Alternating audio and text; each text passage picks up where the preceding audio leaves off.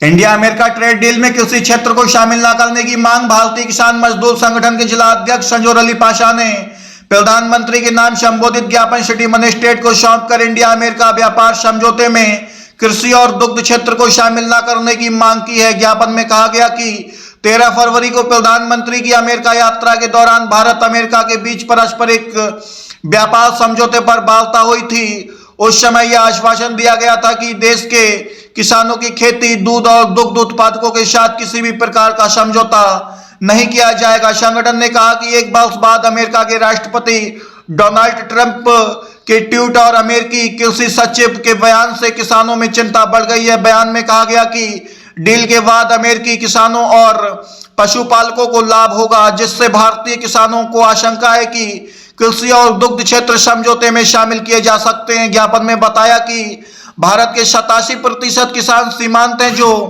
पशुपालन और दुग्ध व्यवसाय पर निर्भर हैं। यदि विदेशी पाउडर मिल्क और कृषि उत्पादकों का आयात बढ़ा तो देश के किसान और मजदूर गंभीर आर्थिक संकट में आ सकते हैं। संगठन ने प्रधानमंत्री से मांग की है कि यदि मार्च के अंतिम सप्ताह में प्रस्तावित इंडिया अमेरिका डील में कृषि और पशुपालन क्षेत्र को शामिल किया जाता है तो ऐसे किसी भी समझौते पर हस्ताक्षर न किए जाएं। चेतावनी दी गई कि यदि किसानों के हितों की अनदेखी हुई तो देश भर में व्यापक आंदोलन किया जाएगा। Bureau desk news India 24 express. क्या मामला था आज? मामला ये था, नमस्कार साथियों, मेरा नाम संजोर अली पाशा है, जिला अध्यक्ष हूँ राष्ट्रीय किसान मजदूर संगठन से, मैं रामपुर से। आज हमने महोदय अपने जिलाधिकारी को ज्ञापन सौंपा है जो हम पे, हमारे प्रदेश की सरकार पे और हमारे प्रदेश की सरकारों के किसानों पे जो एक टैरिफ लगाया है अमेरिका ने, ट्रम्प साहब ने, और हमारे प्रधानमंत्री ने उसे आराम से मानने की बातें कर ली है।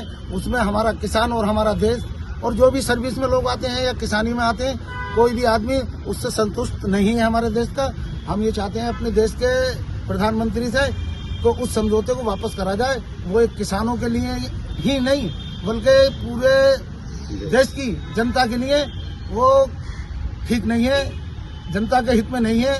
जनता के हित में एक वो काला कानून जैसा है, जब सारी चीजें हमारे देश में बाहर से बगैर सब्सिडी के आन के बिकने लगेंगी तो पहले तो हमारी सरकार जितनी अमेरिका के किसानों को सब्सिडी मिलती है 40% बताई जाती है, यहाँ के किसानों को सरकार दे और उसके बाद में बगैर टैरिफ के जैसे उनका माल बिकता है वैसी सरकार हमारे माल को और हमारे किसान को ये अनुमति दे कि हम अपने माल को बगैर जीएसटी के कहाँ बेचना चाहते हैं और कहाँ से खरीदना चाहते हैं, तब तो ठीक है। ये एक तरफा समझौता जो सरकार हमारे देश पर थोप रही है, देखिए वक्त आते हैं हर 2-4 साल में कोई नया से नया कानून किसानों को ऊपर थोपते रहते हैं। ये किसानों को जमीन में धंसाने की बातें करती है। ये सरकार किसानों के हित में सही नहीं है। अगर ऐसी कार्य किसानों को उसमें चलते रहे तो देश का किसान खत्म हो जाएगा।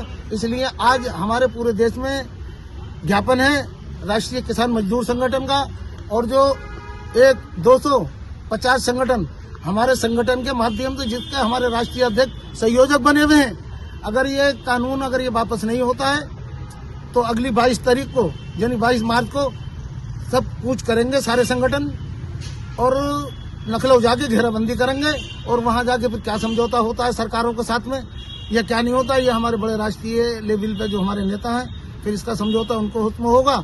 आज पूरे देश में ज्ञापन है हमारा। हम ये चाहते हैं कि सरकारों के बीच में और किसानों के बीच में आए दिन तकरार ना हो तो ज्यादा बेहतर है, क्योंकि चंद दिन पहले दिल्ली में इतना बड़ा तकरार किसानों के साथ हुआ है और किसान रहे और फिर मोदी जी ने मानी। इससे ये बात तकरार होने से पहले ही अगर हमारी सरकार माने लेती है और इस कानून को रद्द करे देती है और इस जो उनसे समझौता हुआ इस समझौते को रद्द करे देती है अपने देश के इसमें, तो इसमें किसान भी खुश रहेगा और सरकार भी, और तकरार की कोई नवैयत नहीं आएगी। वरना 22 मार्च को इतना बड़ा आंदोलन लखनऊ में होने जा रहा है कि शायद दिल्ली से भी बड़ा आंदोलन होने जा रहा है, पूरा लखनऊ घिर जाएगा। यही मैं कहना चाहता हूँ। जय जवान जय किसान।